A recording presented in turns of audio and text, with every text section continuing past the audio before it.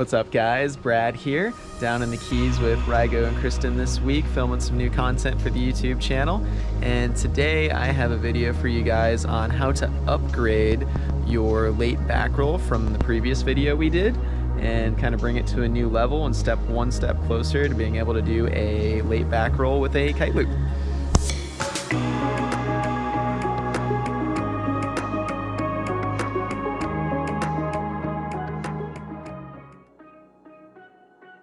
So for this variation of the late back roll, we're really going to be working off the idea of using line tension as something to rotate against. So in the first video I made for the late back roll, I mentioned that you really want to initiate it while basically you're approaching the peak of your jump. You still want to feel upward pull from your kite. If you wait until the last minute where you're starting to feel a little bit of slack in the lines and you're starting to descend, it's going to be very difficult to do the rotation and you're likely going to have a very sloppy rotation. You'll probably wiggle a lot and it won't be smooth. The same concept comes over to this trick, but now that we're getting a little bit higher and a little bit more comfortable with it, we can actually use our kite to create line tension and create an opportunity for rotation. So I recommend being able to do a sent jump first before trying this, which would be the act of jumping, sending your kite back, and then sending your kite forward to create forward momentum downwind, and then landing with a backhanded heli loop. But you'll be using that line tension you gain from sending the kite forward to initiate your new rotation.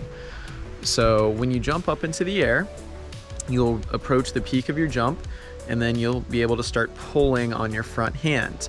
I would recommend keeping your hands fairly close to the middle of the bar, that way you don't oversteer, as oversteer would be worse than understeering it.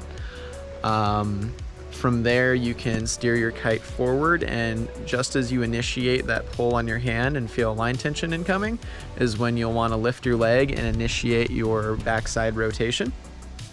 Once you come out of the rotation, your kite's now going to be more so in front of you, and you're going to need to reposition it for a landing. Since the kite is so far in front of you already, bringing the kite further forward or further down to that side isn't really going to provide you much loft for a landing. So now you need to bring it back in around 12 for a heli loop landing. So after you come out of the rotation, give the kite a second to start approaching about directly above you, maybe slightly behind you.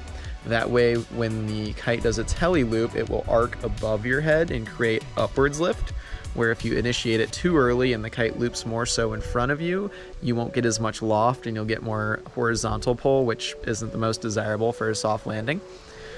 So come out of the rotation, be patient, let the kite get a little bit behind you, and then initiate a backhanded heli loop by pulling with a medium amount of force on your backhand. The kite will loop around and provide some lift for you. By then you'll likely be approaching the water for your landing. If you're really high, you may need to initiate another loop, but for most people, one heli loop will work really well. So I hope these tips help you guys upgrade your late back roll, and stay tuned for the next step to the mega loop late back roll.